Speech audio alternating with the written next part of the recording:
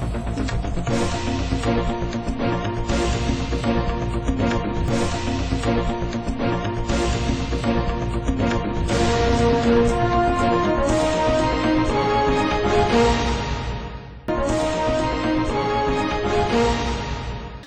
મિત્રો, લોકમત ન્યૂઝ ચેનલમાં હું ભૂમિ મહેતા આપનું હાર્દિક સ્વાગત કરું છું। સમાચારની શરૂઆત કરતા પહેલા નજર કરીશું આજના મુખ્ય સમાચારો પર।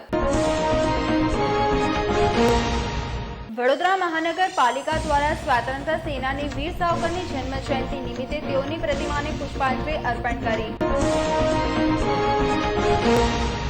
વડોદરા રેલવે સ્ટેશન પર ભીડનો લાભ ઉઠાવી ટ્રેનમાં ચડતી મહિલાઓના પર્સ લફડાવતી 2 મહિલા રેલવે પોલીસના હાથે ઝડપાઈ।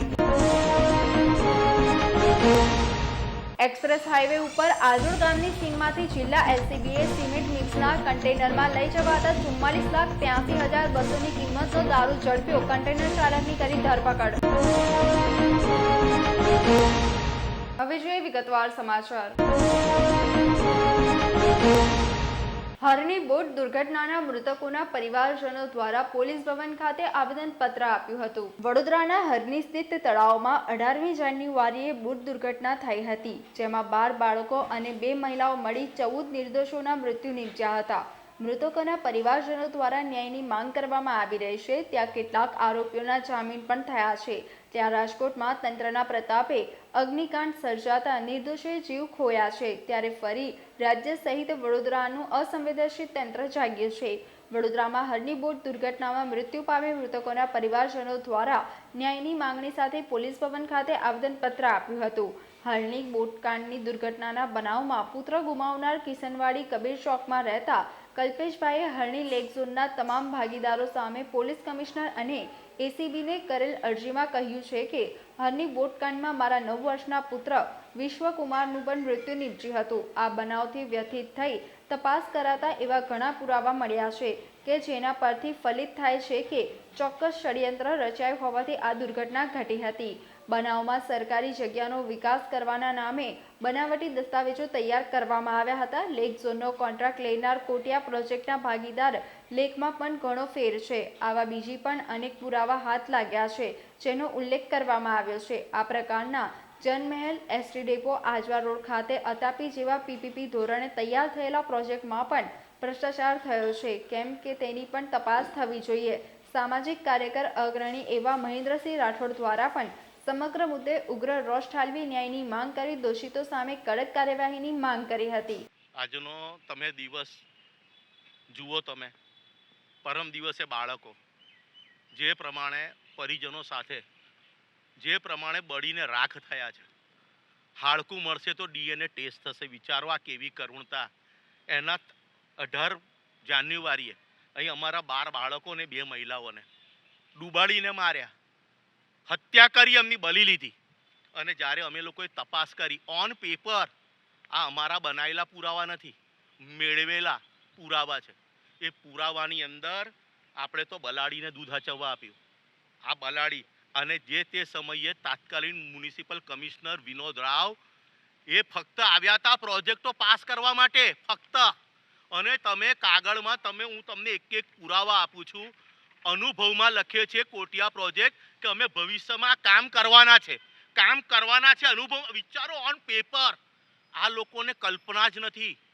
સત્તા એટલી હાવી થઈ ગઈ છે અને બધા સેટિંગ બાજ।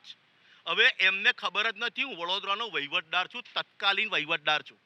અને એ માણસ માલિક તરીકે જે એગ્રીમેન્ટ કરે છે, માલિક તરીકેની કોઈ જવાબદારી મ્યુનિસિપલ કમિશનર તરીકે કોર્પોરેશનની નક્કી જ નથી કરતા। એટલે વિચારો કૌભાંડો આ લોકોના ઓન પેપર પકડાય છે, આ લોકો ઓન પેપર। અને જે અમે કમિશનર સાહેબને કહેવાયા છે કે તમે તો રક્ષક કહેવાઓ, તમે કોર્ટમાં પહોંચાડશો, પછી કોર્ટ કામ કરશે। તમે આ પહેલા મગરોને પકડો। આ મગર બિંદાસ બહાર ફરે છે। તમારા એસઆઈટીની ટીમે તો કમ્પ્લીટ ફરજ પૂરી કરી છે, આ બધા તથ્ય બહાર પાડ્યા છે સાહેબ, પણ મગર તો બહાર ફરે છે। આ ગોપાલ શાહ એટલે આપણો ભૂતપૂર્વ ટાઉન પ્લાનર, એટલે સહી રજા ચિઠ્ઠી કરે ને, હવે એની રજા ચિઠ્ઠીઓ તપાસો। આ વ્યક્તિએ દિમાગ વાપરીને આવા પીપી ધોરણના કેટલા પ્રોજેક્ટો આ લોકોએ હજમ કરેલા છે। કરોડો અબજોના કૌભાંડ વિનોદ રાવને સાથે રાખીને કર્યા છે। એટલે હવે આ અમારા જે બાળકોની બલી રહેવાય છે, એટલે અમારા રક્ષક તો અત્યારે પોલીસ જ છે. જો કમિશનર સાહેબ જો ઈમાનદારીથી આ હત્યારાઓની તપાસ કરે ને તો 100% કોર્ટ એમને સજા આપશે. કારણ કે હાઈકોર્ટને ખબર પડી પુરાવા જોઈને કે આ મેન મગર કઈ છે આવ્યો, આ દસ્તાવેજ બનાવનાર મગર કઈ છે. ત્યાં સુધી તો આ લોકો રિપોર્ટ નથી આલતા. અને પાછો તપાસ કોણ કરે છે? ચોરોની તપાસ ચોર કરે છે. હવે જ્યારે કોર્ટે અર્બન સમિતિની રચના કરી છે એના પહેલા અમે એમને રેડીમેડ થાળી આપીએ, પુરાવા આપીએ છીએ અમે. અને હવે પ્રજાનો વિશ્વાસ સાચવો. આપ કહો છો ને ચબરબંધી નહીં છોડીએ, એસઆઈટીની રચના સસ્પેન્ડ કરો છો, 6 મહિનામાં અધિકારી પાછો આવી જાય છે. તમે હવે આ લોકોને લોકઅપમાં ગાલો. હજુ કેટલી બલી રહેશો તમે? પીવા માટે શુદ્ધ પાણી નથી આલતા, છોકરા ડૂબાડીને માર્યા, મારી બહેનોને ડૂબાડીને મારી. તમે સ્મશાનમાં લાખ અત્યારે 27 વડ નથી રાખ્યા, કાચબા ખાઈ ગયા, બધું જ ખાઈ ગયા. કયો વિકાસ? સ્માર્ટ મીટર કઈ રીતે લગાવો છો? પહેલા ઈમાનદાર સ્માર્ટ એન્જિનિયરો તો બનાવો, કોર્પોરેશન સ્માર્ટ બનાવો, કર્મચારીઓ સ્માર્ટ બનાવો, પછી સ્માર્ટ મીટર લગાવો. શરમ આવી જોઈએ તમને, શરમ આવે. મોદીજી હવે તો દયા ખાઓ. ભૂપેન્દ્ર પટેલ મુખ્યમંત્રી સાહેબ, તમે તો વડોદરા ટોન્ટ મારીને જતા રહ્યા, તમને ખબર જ ના પડી તમે શું કીધું. હવે તથ્ય બહાર નીકળ્યું કે વિચારો કે રાજકોટમાં બાળકો મર્યા ને તો એમને 48 કલાકમાં બંધનું એલાન આપ્યું. આજે રાજકોટ બંધ છે, પણ મારા વડોદરાની અંદર મારા 12 બાળકોને બેન મરીને તો અમારા સંસ્કારીજનો સંસ્કાર ભૂલી ગયા. આ રંગીલા રાજકોટે તો પોતાની સંસ્કારી પ્રૂફ કરી. હવે અમે તો સંસ્કારી જન છે, હવે અમે લડત આપીને અમારા સંસ્કાર બતાવીશું. આજે છે ફરિયાદ છે અમારા ગોપાલદાસ પ્રાણલાલ શાહ, જે ભૂતપૂર્વ ટીડીઓ હતા, બિનીચ હિતેશ કોટિયા, પારુલ કોટિયા, ટીના કોટિયા, વત્સલ શાહ, દીપેન શાહ, દુર્મિલ શાહ, વિશાલ પટેલ, જિગ્નેશ શાહ, હસમુખ પટેલ, વિનોદ રાવ તત્કાલીન કમિશનર જે, અને રાજેશ રમણભાઈ ચૌહાણ કાર્યપાલ એન્જિનિયર, જે આટલા વર્ષથી પગાર ખાતા ને હરની તરફ જોવા પણ નથી ગયા. અને બીજું વિચારો, 3 લાખ રૂપિયા મહિનાનું વાર્ષિક ભાડું, એટલે મહિને 30,000 બી ના થાય. અને ત્યાં આગળ લાખો રૂપિયાના દુકાનો ભાડે આપીને ખાતા હતા, લાખો રૂપિયાના એડના રૂપિયા ખાતા હતા. ત્યાં કોર્પોરેશને નથી દેખાયું. અને અમારી પાસે તથ્ય આવી રહ્યા છે કે એનું લાઇટ બિલ કોર્પોરેશન ભરતી હતી. એ પણ તમને પુરાવા આપીશું.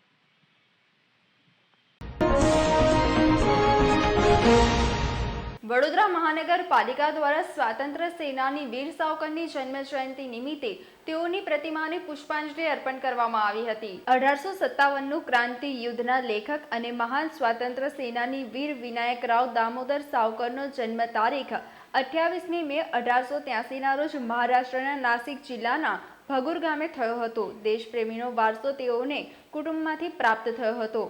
પૂનાની ફ્યુઝસ કોલેજના શિક્ષણના વર્ષો દરમિયાન તેઓને ગુલામીમાંથી મુક્ત કરવા માટે ચાલતી ચળવળોમાં તેઓ સક્રિય થયા. ક્રાંતિકારી પ્રવૃત્તિઓમાં સક્રિય ભાગ લેવા બદલ વીર સાવરકરને ઇંગ્લેન્ડની જેલમાં મોકલવામાં આવ્યા, જ્યાં તેઓએ ક્રાંતિ યુદ્ધ પુસ્તક લખવાની શરૂઆત કરી હતી. આ અપ્રિતમ વીરતા અને બહાદુરીના અભૂતપૂર્વ પરાક્રમથી તેઓ વીર સાવરકર તરીકે વિશ્વ પ્રસિદ્ધ થયા હતા.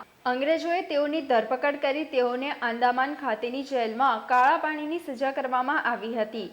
કારાવાસમાંથી મુક્ત થયા બાદ વીર સાવરકર સાહિત્ય લેખન સાથે સમાજ સેવાના કામે લાગી ગયા હતા. અસ્પૃશ્યતા નિવારણના ક્ષેત્રે પણ તેઓનું યોગદાન મહત્વપૂર્ણ છે. વડોદરા મહાનગરપાલિકા દ્વારા ભારતના સ્વાતંત્ર્ય સેનાની વીર સાવરકરની જન્મજયંતિ નિમિત્તે વડીવાડી વિસ્તારમાં સ્થાપિત તેમની પૂર્ણ કદની પ્રતિમાને પુષ્પાંજલિ અર્પણ કરવામાં આવી હતી. આ પ્રસંગે સયાજીગંજના ધારાસભ્ય કેયુર રોકડિયા, પૂર્વ સૈનિકો, કાઉન્સિલરો, નગરજનો અને જાણીતા રાષ્ટ્રવાદી વરિષ્ઠ પત્રકાર પુષ્પેન્દ્ર કુલશ્રેષ્ઠ ઉપસ્થિત રહ્યા હતા. જેમના રોમ રોમમાં ક્રાંતિ વણાયેલી હતી એવા નીડર, સાહસિક વીર સાવરકરજીના જન્મદિવસ નિમિત્તે જ્યારે આજે સૌ લોકો પુષ્પાંજલિ અર્પણ કરી રહ્યા છે, પરંતુ વીર સાવરકરજીએ રસ્તો દેખાડ્યો. જેમ સિંહ તરાપ મારતા પહેલાં એક ડગલું પાછળ ખસે, એમ અંગ્રેજોના શાસન પર તરાપ મારવાનું કામ એ વીર સાવરકરજીએ કર્યું હતું. આવું અપ્રતિમ તેજ, તીક્ષ્ણ બુદ્ધિ અને દેશ માટેની એક વિચારધારા સાથે જેઓ આગળ વધ્યા છે, એવા વીર સાવરકરજીને તેમના જન્મ જયંતિ નિમિત્તે હું શ્રદ્ધાસુમન અર્પણ કરીને દેશવાસીઓને પણ વીર સાવરકરજીના જીવન ચરિત્રમાંથી કંઈક શીખવા માટે હું અપીલ કરું છું। मैं 3 लड़ाई लड़ चुका हूँ एयरफोर्स की तरफ से और मेरे पिताजी बहुत प्रभावित हुए थे सावरकर से। सावरकर ने बोला था कि हिंदू का मिलिटराइजेशन होना चाहिए, हर एक हिंदू ने मिलिट्री ट्रेनिंग लेना चाहिए क्योंकि मुसलमानों से बहुत खतरा आगे बढ़ने वाला है। ये करके मुझे मेरे पिताजी ने बोला कि तू मिलिट्री ट्रेनिंग नहीं, मिलिट्री ज्वाइन कर। मैं मिलिट्री में गया, उन्होंने बाकी 3 लड़कों को भी, तीनों बच्चों को, 4 भाई हम मिलिट्री में थे। मैं सबसे बड़ा विंग कमांडर, रिटायर हुआ हूँ, 3 लड़ाई लड़ चुका हूँ। मेरा छोटा भाई मेजर जनरल रिटायर हुआ, वो भी 3 लड़ाई लड़ चुका है। उसके बाद में फाइटर पायलट था, वो 2 लड़ाई लड़ चुके हैं। और उसके बाद में जो लास्ट ब्रदर था मेरा, वो एयर मार्शल करके रिटायर हुआ। हम चारों 71 वॉर में थे। हिंदुस्तान के इतिहास में पहले बार ऐसा हुआ कि 4 भाई एक ही लड़ाई में पार्ट लिए हैं। मैं संदेश क्या देंगे? बताता हूँ ना, तो ये संदेश तो ये दे दिया है कि वीर स्वातंत्र ने ये बोला था कि हर एक हिंदू को मिलिट्री ट्रेनिंग मिलनी चाहिए। उससे प्रभावित होकर मेरे फादर ने चारों बच्चों को मिलिट्री ट्रेनिंग के लिए मिलिट्री के लिए भेजा। अभी ऐसा है कि किसी के घर में कोई आ जाए तो आपके पास में सिर्फ किचन का चाकू ही रहेगा, आपके पास कुछ हथियार नहीं है। ये अभी समझने की बात है कि हर एक हिंदू अपने प्रोटेक्शन करने के लिए अपने जनरल ने बोला कि मिलिट्री ट्रेनिंग दोनों कम से कम एक हथियार अपने घर में रखना चाहिए क्योंकि अपने दुश्मनों के घर में सब हथियार है। वो यदि आ गया एक हथियार लेके तो आपके किचन नाइफ लेके जाओगे उनके सामने। ये इनका कहना था। બે ફાયર ઓફિસરની ટીમે પ્રથમ દિવસે એસએસજી હોસ્પિટલમાં ચકાસણી શરૂ કરી હતી।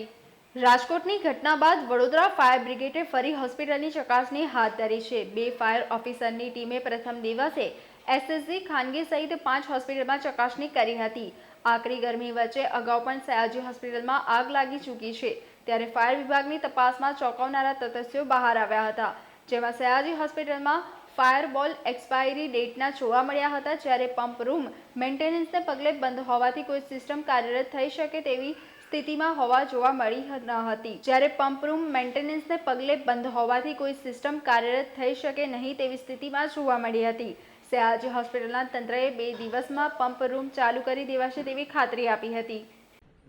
હોસ્પિટલની ફાયર સેફટી માટેની સમીક્ષા બેઠક કાલે જ તબીબી અધિક્ષકના અધ્યક્ષસ્થાને મળી હતી। તેમાં છે તે તમામ સંબંધકર્તા જવાબદાર અધિકારી કર્મચારીઓ હાજર હતા અને બેઠકમાં સમીક્ષા કરવામાં આવેલી હતી।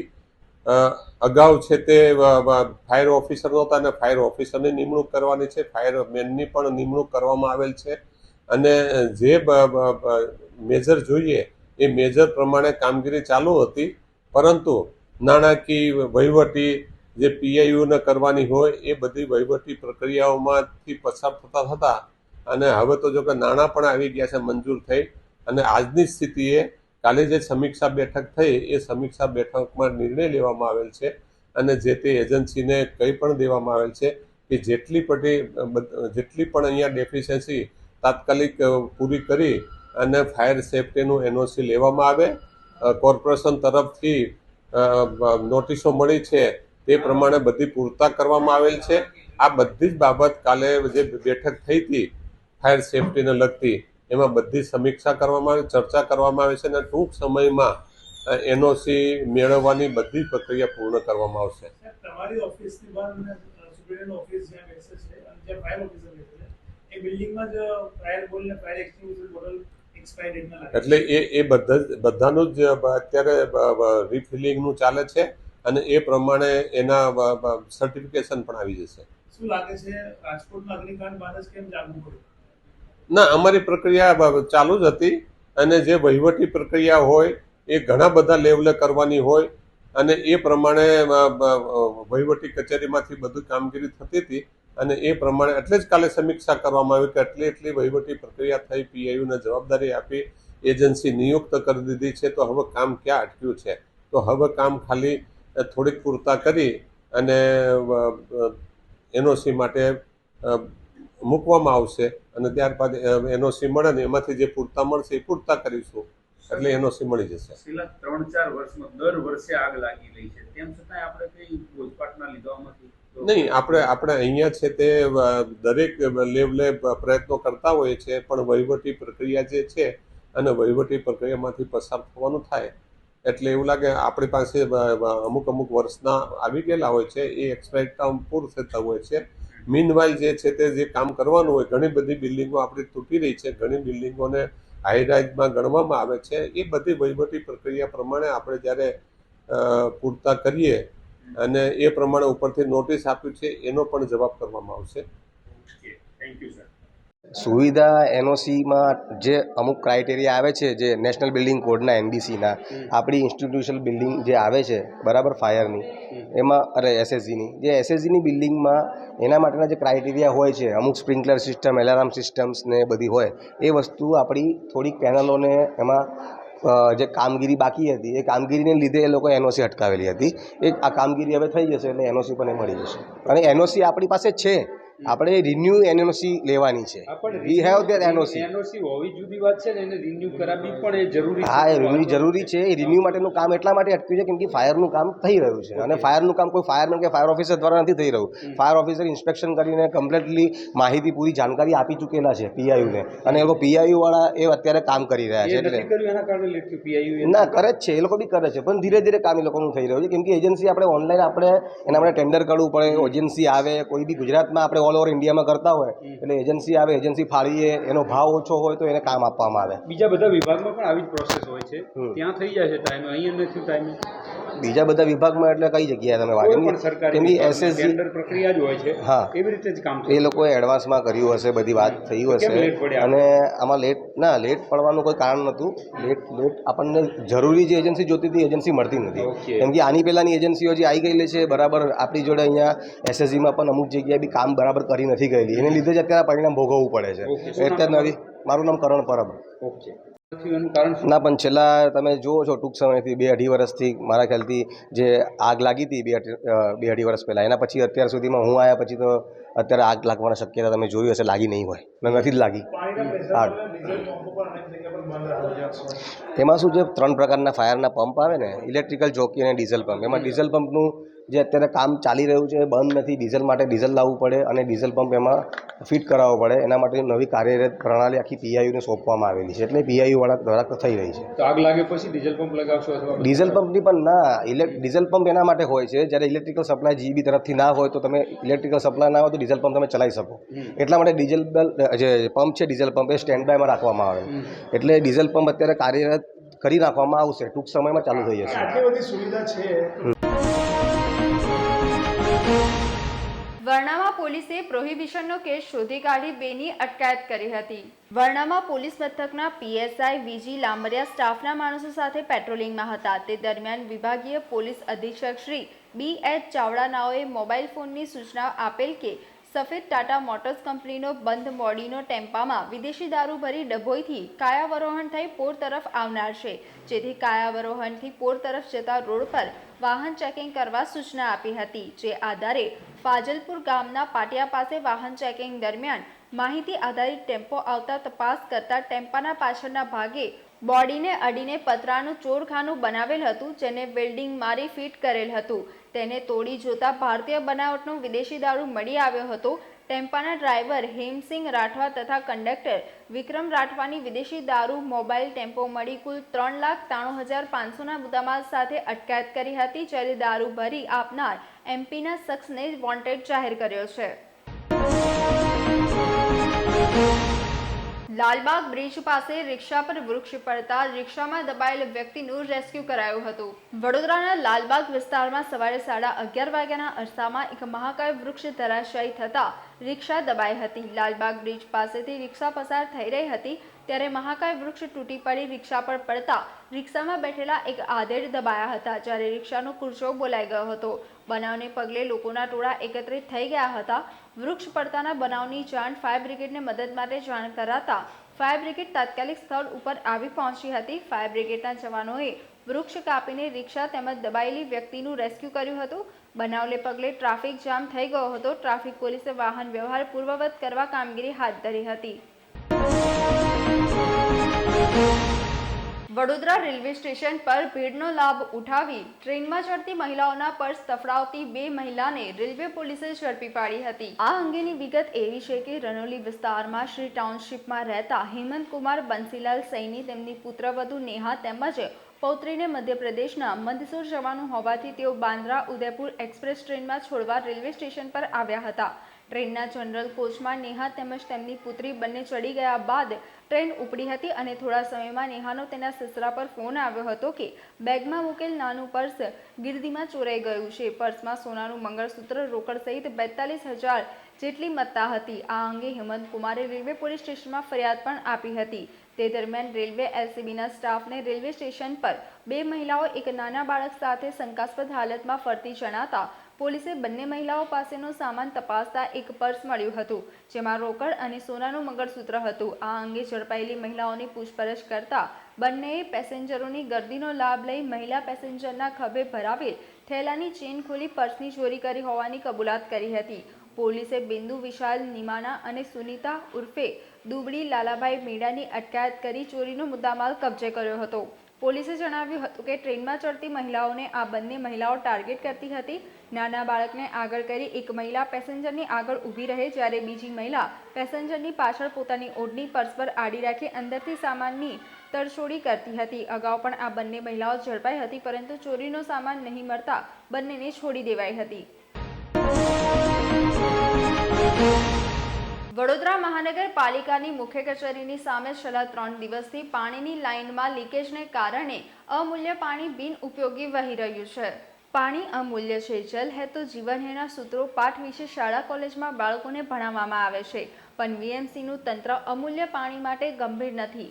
શહેરમાં અવારનવાર પાણીની લાઇનમાં ભંગાણ થતાં પાણીનો બગાડ થતો હોય છે, પણ તંત્રના પેટનું પાણી હલતું નથી. બીજી તરફ ઘણી બધી સોસાયટીઓમાં ઓછા પ્રેશરથી મળતા પાણીને કારણે લોકો પરેશાન થતા હોય છે. શહેરમાં વિવિધ ખાનગી કંપનીઓના કેબલ નાખવાની કામગીરી કે ગેસ લાઇનની કામગીરી દરમિયાન પાણીની લાઇનમાં ભંગાણ થતું હોય છે. દરેક વિભાગોના સંકલનના અભાવે સતત આવા બનાવો બનતા હોય છે.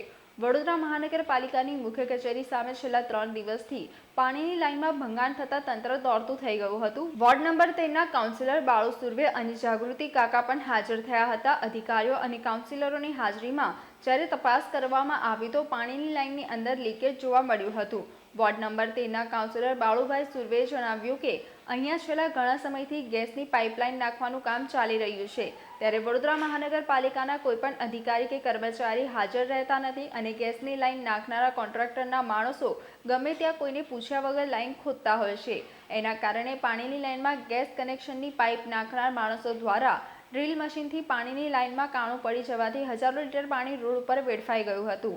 આ મામલે ગેસની લાઇન નાખનાર કોન્ટ્રાક્ટર સામે કડકમાં કાર્યવાહી કરવા માંગ કરી હતી અને જે પણ નુકસાન થયું હોય તેની ભરપાઈ ગેસના કોન્ટ્રાક્ટર પાસે લેવા માંગ કરી હતી. હાલ પાણીની લાઇનમાં ફોલ્ટ મળી જતા સમારકામ કરવા તંત્રએ કામગીરી હાથ ધરી હતી. જિલ્લા એલસીબીએ આજોડ ગામની સીમમાંથી દારૂ ભરેલું ટેન્કર ઝડપી પાડી ચાલકની ધરપકડ કરી હતી. વડોદરા ગ્રામ્ય એલસીબીના પીઆઈ કૃણાલ પટેલને 27 મેના રોજ બાતમી મળી હતી કે ગોવાની બોર્ડર પરથી વિદેશી દારૂ ભરેલું ટેન્કર વડોદરાથી અમદાવાદ તરફ જવાનું છે, જેથી એલસીબીની ટીમે આજોડ ગામની સીમમાં એક્સપ્રેસ હાઈવે પર વોચ ગોઠવી હતી. તે દરમિયાન બાતમી મુજબની દારૂ ભરેલી ટેન્કર આવતા એલસીબીની ટીમે તેને ઊભી રાખવાની તપાસ કરી હતી. ત્યારે એક ચાલક બેઠેલો હતો, જેથી ચાલકને સાથે રાખી ટેન્કરમાં તપાસ કરતા ચોરખાનું બનાવી સંતાડી રાખેલો 44.83 લાખનો વિદેશી દારૂનો જથ્થો મળી આવ્યો હતો. ટેન્કર ચાલક ચાંદમલ સૌજી મીણાની ધરપકડ કરી વિદેશી દારૂનો જથ્થો, ટેન્કર અને એક મોબાઈલ મળી કુલ ₹59.88 લાખનો મુદ્દામાલ કબજે કરી આગળની કાર્યવાહી માટે મંજુસર પોલીસ સ્ટેશનને સુપરત કરવામાં આવ્યો છે. ડ્રાઈવરની પૂછપરછ કરતા ગોવાની બોર્ડર પર આવેલી પંજાબ હોટલ પાસેથી દારૂ ભરેલી ટેન્કર લઈ વડોદરા અમદાવાદ ટોલના ખૂબ ક્રોસ કર્યા બાદ રાજુ નામના શખ્સને ફોન કરવાનું જણાવ્યું હતું, જેથી એલસીબીએ ચાલકની ધરપકડ કરી દારૂ મંગાવનાર અને મોકલનારને વોન્ટેડ જાહેર કર્યા છે. રાજકોટ અગ્નિકાંડના આરોપીઓના 14 દિવસના રિમાન્ડ કોર્ટે મંજૂર કર્યા હતા. રાજકોટમાં ગેમ ઝોન અગ્નિકાંડના આરોપીઓને કોર્ટમાં રજૂ કરાઈ પોલીસે રિમાન્ડ મેળવ્યા છે. ટીઆરપી ગેમ ઝોન અગ્નિકાંડના આરોપીઓને સેશન કોર્ટે 14 દિવસના રિમાન્ડ મંજૂર કર્યા છે. આરોપી રાહુલ રાઠોડ, યુવરાજસિંહ સોલંકી અને નીતિન જૈનને કોર્ટે 14 દિવસના રિમાન્ડ મંજૂર કર્યા છે. કોર્ટમાં સરકારી વકીલે જણાવ્યું હતું કે મૃતકોનો આંકડો હજુ વધી શકે છે. ગેમ ઝોનના કેટલા કર્મીઓ હતા તેની પણ આરોપીઓએ માહિતી આપી નથી. આરોપીઓ તપાસમાં પણ યોગ્ય સહયોગ આપતા નથી. આરોપી યુવરાજસિંહ સોલંકી કોર્ટમાં રડવા લાગ્યો હતો. યુવરાજસિંહ કોર્ટ શરૂ થતાં તે પહેલાં જ રડ્યો હતો. પીડિતો તરફથી બાર એસોસિએશનને કોર્ટમાં દલીલ કરી હતી. તેમણે કહ્યું હતું કે પીડિત પરિવાર અહીંયા આવી શકે તેવી સ્થિતિ નથી. પીડિત પરિવારના બદલામાં બાર એસોસિએશન ઊભું છે. કોર્ટમાં રજૂ કરવામાં આવ્યા હતા. શું કહેશો? આરોપીઓને ગઈકાલે ધરપકડ કરી. એક આરોપીની આજે વહેલી સવારે પોલીસે ધરપકડ કરી. તમામ આરોપીઓ તપાસમાં સહયોગ આપતા ન હોવાથી પોલીસે 14 દિવસના વિશેષ તપાસ માટે પોલીસ કસ્ટડીની માગણી સાથે આજરોજ 3 આરોપીઓને એફઆઈઆરમાં દર્શાવેલ 6 નામો પૈકીના 2 અને એક જે એફઆઈઆરમાં નામ નથી એવા નીતિન નામના આરોપીને 14 દિવસના પોલીસ કસ્ટડીના રિમાન્ડની માગણી સાથે અદાલત સમક્ષ આજે 6 વાગે રજૂ કરેલા હતા. આરોપી વતી અને રાજકોટ બાર એસોસિએશન વતી તેમજ સરકાર વતી મને સોંપવામાં આવેલ જવાબદારીની ભાગરૂપે તમામ પક્ષકારોએ વિસ્તૃતપણે દલીલો કરેલી હતી. નામદાર અદાલત દ્વારા સરકાર તરફે થયેલી તમામ દલીલોને માન્ય રાખી તમામ આરોપીઓના 3 આરોપીઓના 14 દિવસના પોલીસ કસ્ટડીના રિમાન્ડ મંજૂર કરેલા છે. 10 જૂન 2024ના સાંજના 5 વાગ્યા સુધીના પોલીસ કસ્ટડીના રિમાન્ડ મંજૂર કરેલા છે. સાહેબ, કેવી દલીલો? 14 રિમાન્ડના મુદ્દા હતા, તેમાં મહત્વના રિમાન્ડના મુદ્દા કયા હતા? કઈ તપાસ માટે રિમાન્ડ માંગવામાં? મુખ્યત્વે જે નાસ્તા ફરતા આરોપીઓ છે કે જે પાર્ટનરશિપ ડીડ જે પોલીસે કબજે કરી છે, એ પાર્ટનરશિપ ડીડમાં જે પાર્ટનર તરીકે મુખ્ય કાવતરાખોરો પૈકીના જે આરોપીઓ છે એ લોકો હાલ નાસ્તા ફરતા છે, તેને પકડવાના છે. તેમજ જે તમામ પુરાવાઓ પોલીસે અત્યાર સુધી એકઠા કરેલા છે તે તમામ પુરાવાઓને આરોપી સમક્ષ મૂકી અને આરોપીના તે બાબતે કથનો નોંધી અને વિશેષ સચોટ પુરાવાઓ ભેગા કરવાના છે, જે મુખ્ય મુદ્દાઓ પર રિમાન્ડની માગણી કરવામાં આવેલી હતી. આરોપીઓએ પણ દલીલ કરી હતી. આરોપીઓ તરફે અમારી એરેસ્ટ ઇલીગલ છે, એરેસ્ટના કોઈ કારણો નથી એવા ક્ષુલ્લભ કારણો દર્શાવી દલીલો કરેલી હતી અને સર્વોચ્ચ અદાલતનું જજમેન્ટ રજૂ કરેલું હતું. જે ખરેખર સર્વોચ્ચ અદાલતનું જજમેન્ટ આરોપી તરફે રજૂ કરવામાં આવ્યું તે પીએમએલએ અને યુએપીએના કેસોમાં રજૂ થઈ શકે તેવું હતું. જ્યારે આ કેસમાં 10 વર્ષથી વિશેષ સજાની જોગવાઈવાળી બધી કલમોનું એફઆઈઆરમાં ઉલ્લેખ છે અને પોલીસે પોતે સેટિસ્ફાઈ થયા બાદ આરોપીને ધરપકડ કરવા જેટલા યોગ્ય પુરાવાઓ મળ્યા બાદ આરોપીઓની ધરપકડ કરેલી હોય એ દલીલો કોર્ટે સ્વીકારેલી નથી. તુષારભાઈ, નામદાર કોર્ટે એવું પણ કહ્યું હતું કે મોટા માથાઓ છૂટી ન જાય. તમામ પાસાઓની પોલીસ તલસ્પર્શી તપાસ કરી રહી છે. તપાસની વિશેષ હકીકતો એક પ્રોસિક્યુટર તરીકે હાલ જાહેર કરી શકાય નહીં, પરંતુ આપ વિશ્વાસ રાખો, પોલીસ ખૂબ જ તલસ્પર્શી રીતે તમામ પાસાઓની તપાસ કરી રહી છે. આરોપીએ કોર્ટમાં મેજિસ્ટ્રેટ સમક્ષ કહ્યું પોલીસ જે પ્રશ્નના પૂછી રહી છે તેના જવાબ અમે યોગ્ય રીતે આપ્યા છે, પરંતુ બીજા જે પ્રશ્નો કરવામાં આવશે તેને પણ અમે સહકાર આપીશું. તે વિશે એ આરોપીનું એક કથન જ દર્શાવે છે કે પહેલેથી સમજીને આવ્યા છે કે પોલીસને કઈ રીતે ગેરમાર્ગે દોરવી, પણ આ પોલીસ જે રીતે તપાસ કરી રહી છે તે આરોપીના ખોટા કથનોમાં આવશે નહીં. આરોપી અદાલતમાં પણ કઈ રીતે રોવાનું ખોટું નાટક કર્યું, આપ બધા મિત્રો ત્યાં હાજર હતા. પહેલી વાર આરોપીએ રોવાનું નાટક કર્યું, થોડી વાર રહીને એ જ આરોપીના મોઢા ઉપર સ્મિત હતું અને એને દેખાડી દીધું કે કોર્ટમાં નાટક કેવી રીતે કરવું, રોઈને એને કોર્ટ જજની સિમ્પથી કેમ મેળવવી એ પણ પ્રયત્ન કર્યો. આના ઉપરથી એટલું નક્કી થઈ શકે કે આરોપી કેટલા રીઢા છે. મેજિસ્ટ્રેટે પણ ટાંક્યું છે કે જે મોટા માથાઓ છે તે બચી ના જાય તેનું પણ તકેદારી રાખવામાં આવે. તપાસ કરનાર અમલદાર તમામ પાસાઓની તલસ્પર્શી તપાસ કરી રહ્યા છે. કોઈને પણ બક્ષવામાં નહીં આવે.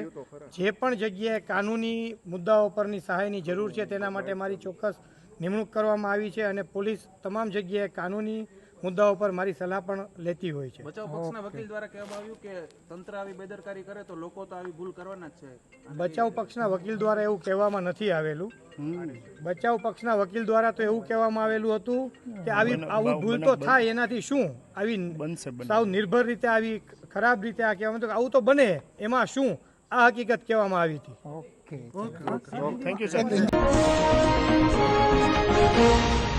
વડોદરા મહાનગરપાલિકા દ્વારા સ્વાતંત્ર્ય સેનાની વીર સાવરકરની જન્મ જયંતિ નિમિત્તે તેઓની પ્રતિમાને પુષ્પાંજલિ અર્પણ કરી. વડોદરા રેલવે સ્ટેશન પર ભીડનો લાભ ઉઠાવી ટ્રેનમાં ચડતી મહિલાઓના પર્સ લફડાવતી 2 મહિલા રેલવે પોલીસના હાથે ઝડપાઈ. એક્સપ્રેસ હાઈવે ઉપર આજોડ ગામની સીમમાંથી જિલ્લા એલસીબીએ સિમેન્ટ મિક્સના કન્ટેનરમાં લઈ જવાતા 44,83,200ની કિંમતનો દારૂ ઝડપ્યો. કન્ટેનર ચાલકની કરી ધરપકડ. તો આજના સમાચાર અહીંયા સમાપ્ત થાય છે. વધુ સમાચારો સાથે આવતીકાલે ફરીથી મુલાકાત થશે. ત્યાં સુધી લોકમત ન્યૂઝ ચેનલની સમગ્ર ટીમને રજા આપશો. નમસ્કાર. સમાચારોના સતત અપડેટ મેળવવા માટે લોકમત ન્યૂઝને યુટ્યુબ ઉપર સબસ્ક્રાઇબ કરો, બેલ આઇકોન દબાવો અને અમારી સાથે જોડાયેલ રહો ફેસબુક, ઇન્સ્ટાગ્રામ અને ટ્વિટર ઉપર.